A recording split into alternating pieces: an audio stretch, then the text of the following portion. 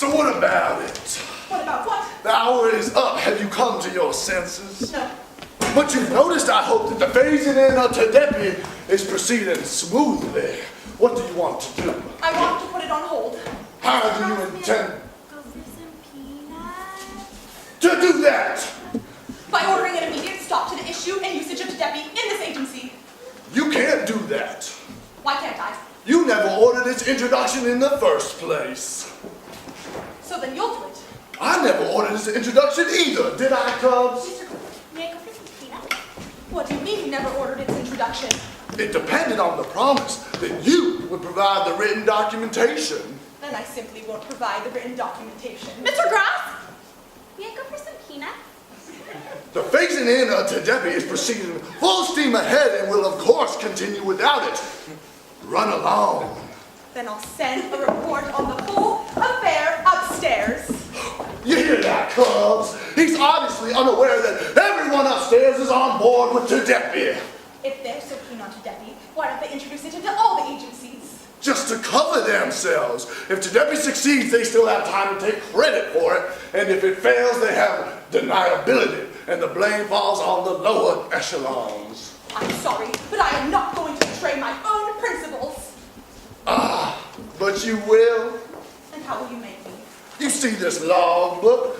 Not long ago, it was authenticated on your illicit order, even though it was not authorized by the purchase department, and is therefore your own private property. You know what that is? That's an abuse of your official powers. You ought to be ashamed of yourselves. Cubs, are we or are we not ashamed of ourselves? Of course we're not. Where people's interests are concerned, we have nothing to be ashamed of. Not to mention you forced me to sign that thing. Forced you?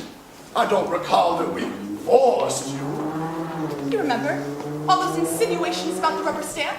Oh, I wouldn't bring that up if I were you. Why not? You mean you still don't get it? If it hadn't been for the rubber stamp, you could claim that you signed the authentication of the logbook out of goodwill towards our employees. And where it wouldn't excuse you, it would at least provide a human explanation for your actions. Whereas if you bring up the missing rubber stamp, you'd be admitting that you signed the logbook out of pure cowardice, solely in order to bear any justifiable questions about the nature of your actions. If you hadn't signed the logbook, you could claim that you took the stamp home for professional reasons. But by signing the logbook, you've admitted to a clear awareness of your own guilt. So as you can see, both your actions are so inextricably intertwined that one of them multiplies the effects of the other and make a public circumstance that you happen to think are extenuating would in fact leave no one in any doubt whatsoever about the true motives of your actions. So can we come to an understanding here? I see. All right then. I'll resign. But that's precisely what we don't want. Then what do you want of me? We want you to sign the retroactive order introducing Tedepi into our agency. But you just said Tedepi was happening with or without the order, so why do you need it now? That's our business. Do you actually think Tedepi is going to make official communications more precise? You know, I am so glad this conversation has finally got back on track. Cubs, get the director a drink. Now, you, more than most, know how many apparent misunderstandings, insults, and injustices a single sentence in natural language can contain. Now, take for instance the notion of severance.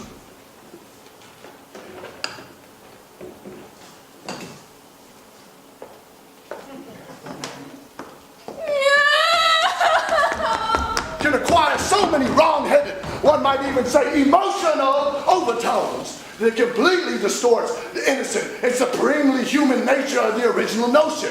Now tell me sincerely, does the word Muterex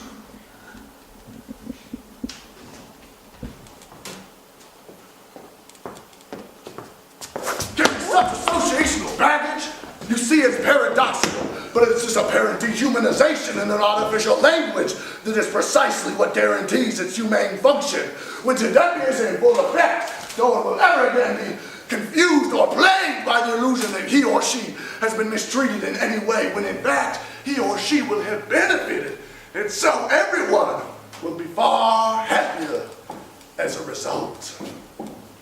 I guess you've convinced me.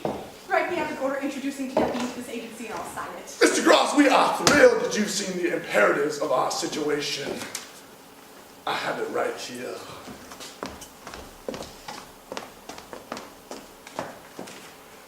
We look forward to working under your judicious leadership. Well, that's that, Cubs. You must have worked up quite an appetite. Ooh, that's important. I think now we're going to be working together very closely. It's going to be absolutely necessary. Some would say it's imperative we run this organization together, as it were. I have an even better idea. Why don't I be director and you be the deputy? I mean, wouldn't that be simpler? But you just said you were looking forward to working under my judicious leadership. Oh, you'll find plenty of room to be judicious as the deputy.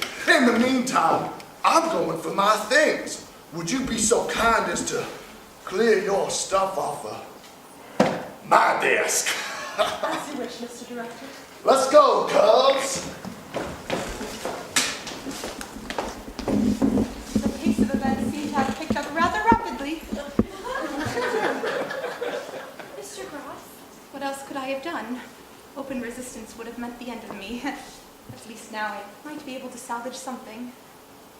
Mr. Gross? And where is it written that Tedeki won't be very useful if it's handled intelligently? Mr. Gross? What is it? May I go to lunch? Go ahead. Oh, how I wish I was a little boy again. I'd do things quite differently.